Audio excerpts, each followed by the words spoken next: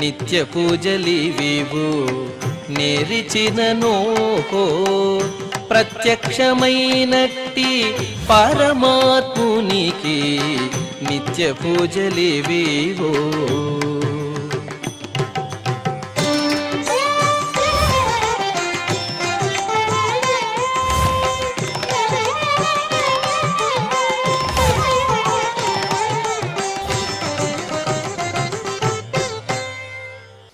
ఓం నమో వెంకటేశాయ. ఈరోజు మంగళవారము, శ్రీ క్రోధినామ సంవత్సరము, ఉత్తరాయణము, శిశిర ఋతువు, పాల్గొన మాసము, శుక్లపక్షము, పంచమి తిథి, అశ్విని నక్షత్రము, మార్చి 4, 2025.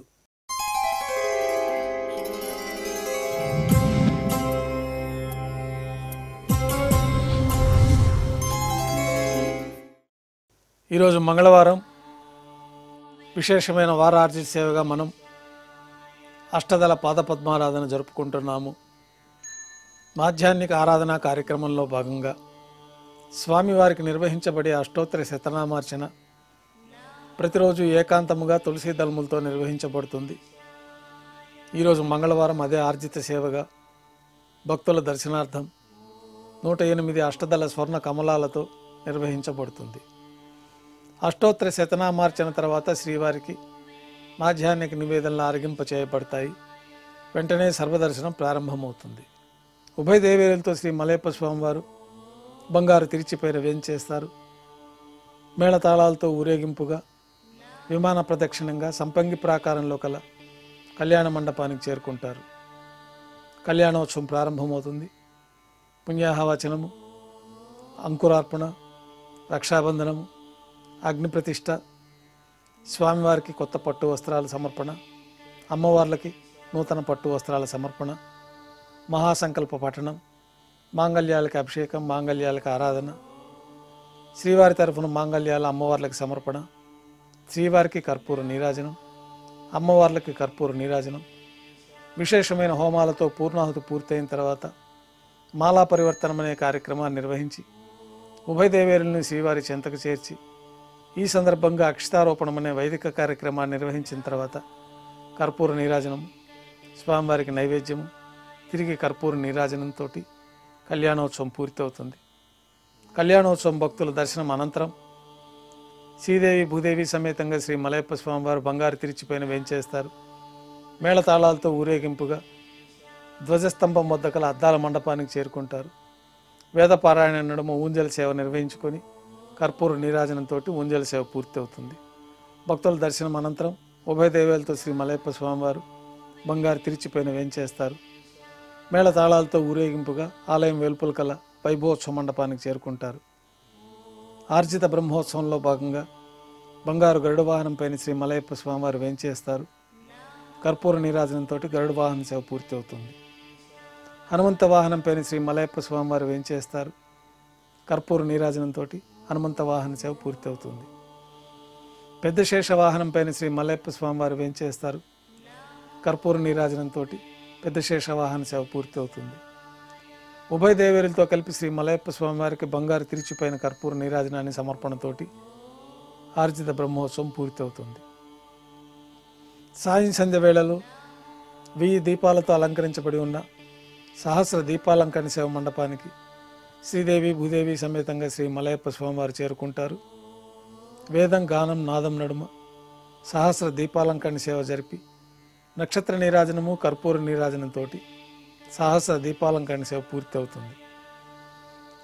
ఉభయ దేవేరులతో శ్రీ మలయప్ప స్వామివారు 4 తిరువీధుల ఉత్సవం జరుపుకున్న భక్తులను అనుగ్రహించి శ్రీవారి ఆలయంలోకి చేరుకుంటారు.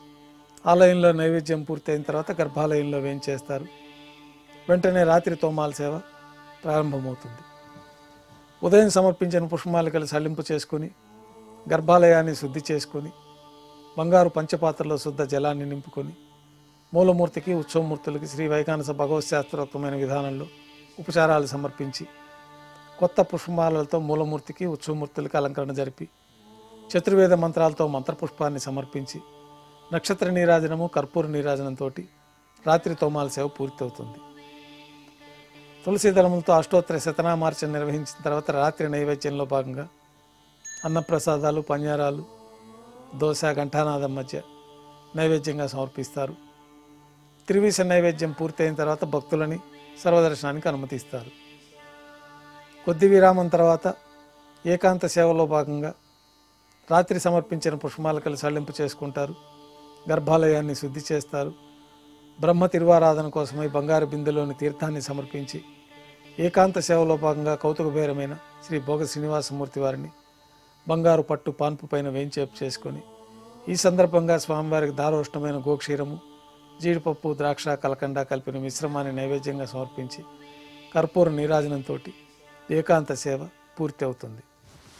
ఓం నమో వెంకటేశాయ.